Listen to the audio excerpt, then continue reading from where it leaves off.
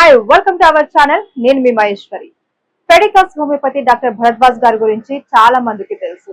ఇప్పటి వరకు ఆయన స్టూడియోకి వచ్చి కొన్ని వందల అనారోగ్య సమస్యలకు తగిన సలహాలు సూచనలు ఇస్తూ వచ్చారు. అవి రాకుండా హోమియోపతిలో ఎలాంటి ట్రీట్మెంట్ ఉంది అని కూడా మనకు తెలియజేసిన సందర్భాలు ఉన్నాయి. ఈ రోజు మనం డైరెక్ట్ గా ఆయన హాస్పిటల్ దగ్గరికి వచ్చేసాము. డాక్టర్ భరద్వాజ్ గారు లోపలే ఉన్నారు. వారిని అడిగి మరిన్ని అనారోగ్య సమస్యలకు సంబంధించి ఆయన ఈ రోజు మాట్లాడదాం రండి.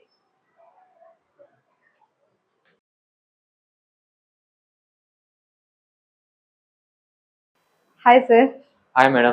యా ఎలా ఉన్నారు సార్? బాగున్నాను మేడం, మీరు ఎలా ఉన్నారు? Yeah sir, super.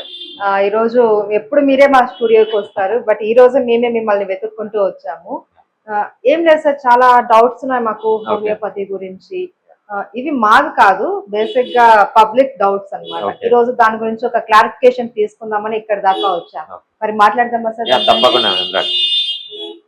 అయితే కొంతమంది అపోహలు కూడా మీ దగ్గరకు వచ్చే ఉంటాయి. చాలా మంది మిమ్మల్ని అడిగే ఉంటారు. సో అలాగే మమ్మల్ని కూడా అడిగారు. ఏంటంటే హోమియోపతి మెడిసిన్ వాడడం వల్ల సైడ్ ఎఫెక్ట్స్ ఉన్నవన్నారు, ఓకే, బట్ ఇది త్వరగా రిజల్ట్ చూపించదు అని అంటున్నారు. మీరేమో పర్మనెంట్ క్యూర్ త్వరగా రిజల్ట్ వస్తుందని మీరు చెప్తున్నారు, ఏంటి అనేసి అంటున్నారు.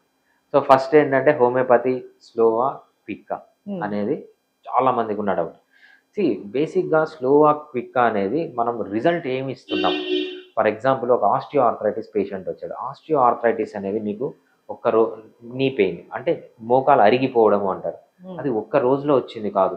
మేబీ దాని వెనకాల వీళ్ళు సెకండ్ స్టేజ్ కానీ, థర్డ్ స్టేజ్ కానీ, ఫోర్త్ స్టేజ్ కానీ వెళ్ళారంటే ఒక 20 years history, 30 years history, 40 years history ఉండొచ్చు. మీకు 40 ఏళ్ళ నుంచి అరిగిపోతూ వస్తున్నాయి. అరిగిపోతూ వచ్చి ఈ స్టేజ్కి ల్యాండ్ అయ్యారు. అక్కడ ఏం జరుగుతుంది? ఫిజికల్గా బోన్ అరిగిపోయి ఉంటుంది, కార్టిలేజ్ డ్యామేజ్ అయి ఉంటుంది, అదేవిధంగా సైనోవేల్ మెంబ్రెన్ స్టిఫ్గా అయిపోయి ఉంటుంది. సో అదేవిధంగా సబ్ కాంట్రల్ సిస్ట్ అంటారు, హైపోకాండ్రియల్ థిక్కనింగ్ అంటారు. సో ఇవన్నీ ఏంటంటే సివియర్ ప్యాథాలజీ. ఇవన్నీ రివర్స్ చేయడానికి కొంచెం టైం పడుతుంది అనమాట. అంతేగాని ప్రతి ఒక్కటి స్లో అని కాదు.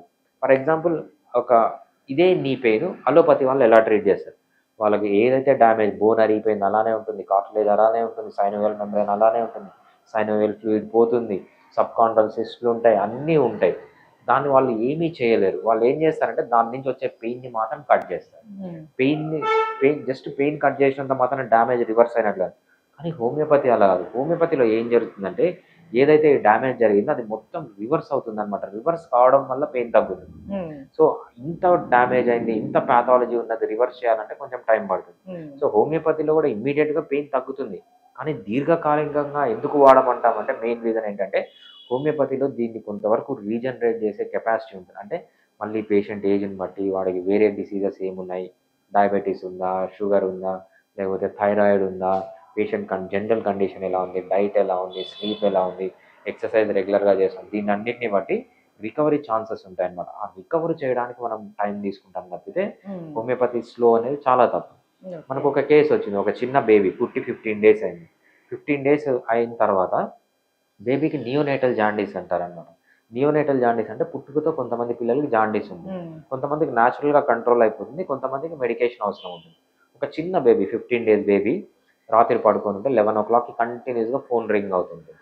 ఫోన్ రింగ్ అయితే నేను లిఫ్ట్ చేశాను, సార్ మా బేబీ 15 days ఓల్డ్, కాకపోతే ఏంటంటే నియోనేటల్ జాండీస్ ఉంది, ఎవ్రీ 2 daysకి 3 daysకి హాస్పిటల్ పోతున్నాం, బేబీని గుచ్చుతున్నారు, బేబీ ఏడుస్తుంది, నెక్స్ట్ బ్లడ్ ట్రాన్స్ఫ్యూజన్ అంటున్నారు.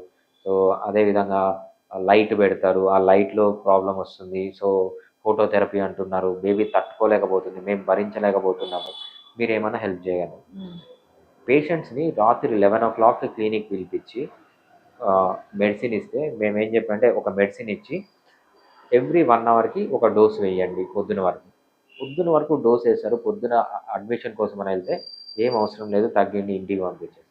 సో హోమియోపతి అనేది ఏ డిసీజ్లో ఫాస్ట్గా చేయాలో ఆ డిసీజ్లో ఫాస్ట్గా జరుగుతుందండి. ఏ డిసీజ్లో స్లోగా చేయాలో ఆ డిసీజ్లో స్లోగా చేస్తామన్నమాట. అంతేగాని హోమియోపతి అంటే ఫాస్ట్ అని కాదు, స్లో అనేది. హోమియోపతిని మనం ఏమంటే టైమ్లీ, ఏ డిసీజ్ని ఫాస్ట్గా చేయాలో అది ఫాస్ట్గా చేయాలి, ఏ డిసీజ్ని క్విక్గా చేయాలో అది క్విక్గా చేయాలి, ఏ డిసీజ్ని మీడియంగా చేయాలో అది మీడియం. పేషెంట్కి ఎలా బెనిఫిట్ ఉంటే, స్లోగా చేస్తే బెనిఫిట్ ఉంటే అలా చేస్తామన్నమాట, క్విక్గా చేస్తే బెనిఫిట్ ఉంటే అలా చేస్తామన్నమాట. సో అంతేగాని హోమియోపతి స్లో అని కాదు, ఫాస్ట్ అని కాదు. సింపుల్.